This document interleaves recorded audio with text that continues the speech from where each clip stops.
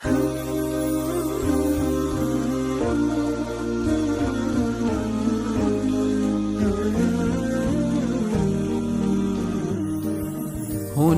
دوحة لنبي الهدى.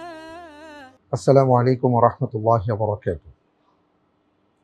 আজকে আমি আপনাদেরকে মসজিদে নববীর চমৎকার ইতিহাস শোনাতে চাই।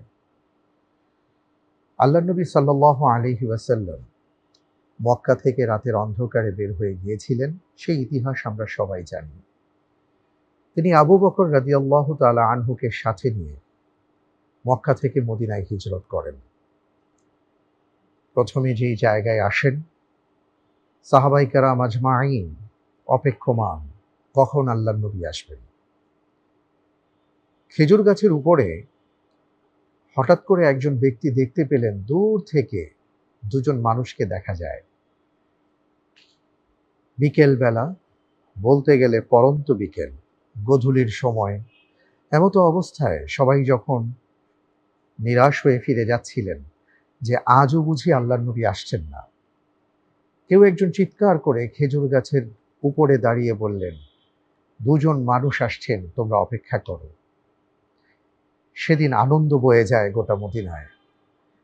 তলা আল বাদরু আলাইনা বলে রাসূল সাল্লাল্লাহু আলাইহি ওয়াসাল্লাম এবং তার সাথী আবু বকর রাদিয়াল্লাহু তাআলা আনহুকে তারা অভিবাদন জানান।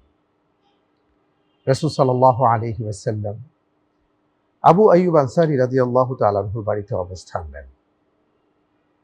তিনি সেখানে 4 দিন ছিলেন, সোমবার, মঙ্গল, বুধ এবং বৃহস্পতি।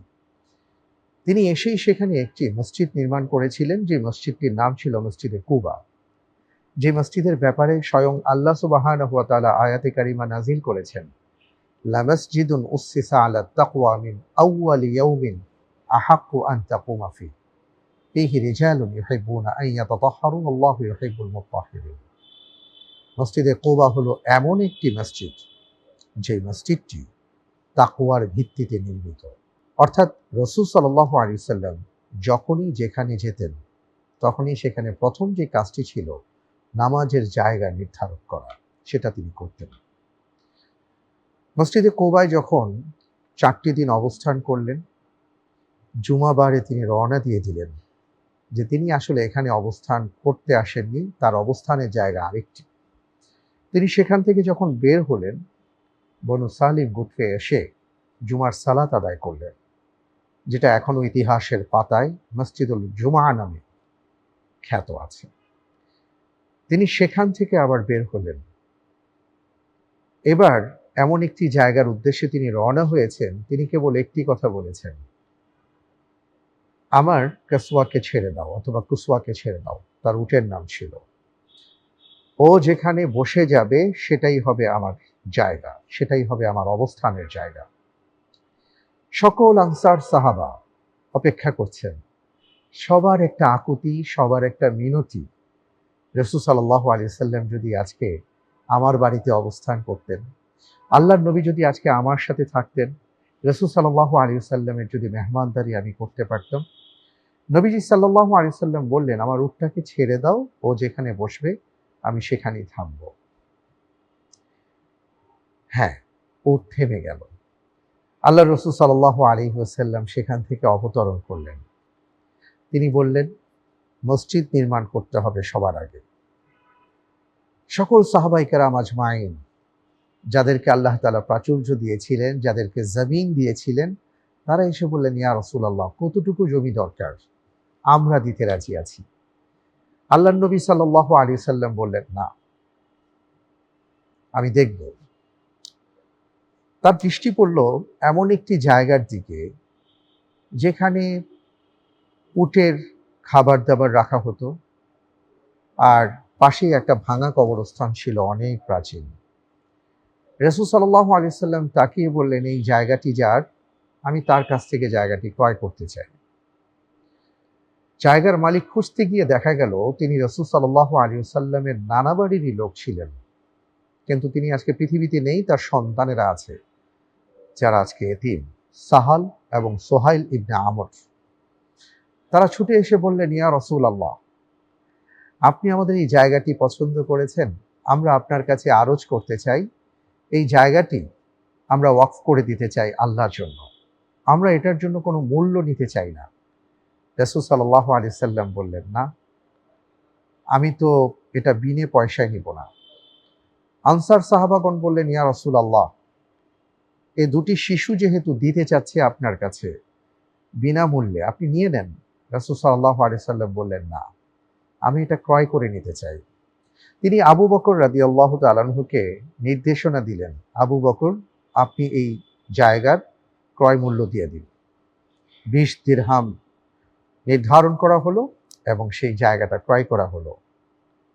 30 বাই 35 মিটার হবে বড় জোর, অর্থাৎ 1035 মিটার কেউ কেউ বলেছেন।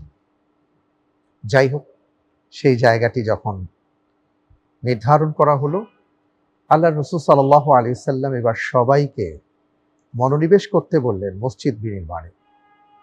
এবং রসুল সাল্লাল্লাহু আলাইহি সাল্লাম সবাইকে আদেশ দিয়েছেন, ব্যাপারটা এমন নয় যে তিনি একা সবাইকে আদেশ দিয়ে বসেছিলেন। রসুল নিজেও মসজিদে নববীর নির্মাণ কাজে হাত লাগিয়েছিলেন। সেখানে কাদামাটি, সুরকি এগুলো দিয়েই মসজিদ বিনির্মাণ করা হয়। খুঁটি হিসাবে ব্যবহার করা হয়েছিল খেজুর গাছ এবং ছাউনি হিসেবে ছিল, ছাদ হিসেবে ছিল খেজুর গাছের পাতা। এবং এই কারণে আমরা এমন অনেক হাদিসের মধ্যে পাই, আল্লাহ রসুল সাল্লাল্লাহু আলাইহি ওয়াসাল্লাম সালাত আদায় করতে গিয়ে, সাহাবাই কেরাম আজমাইন সালাত আদায় করতে গিয়ে অনেক সময় ওনাদের চেহারা ভিজে যেত বৃষ্টির পানির কাদামাটির কারণে।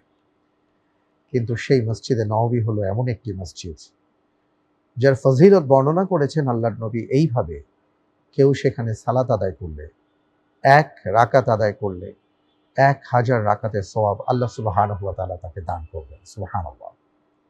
শুধু তাই নয়, এই মসজিদ হলো সেই মসজিদ যেখান থেকে গোটা বিশ্ব পরিচালিত হয়েছে।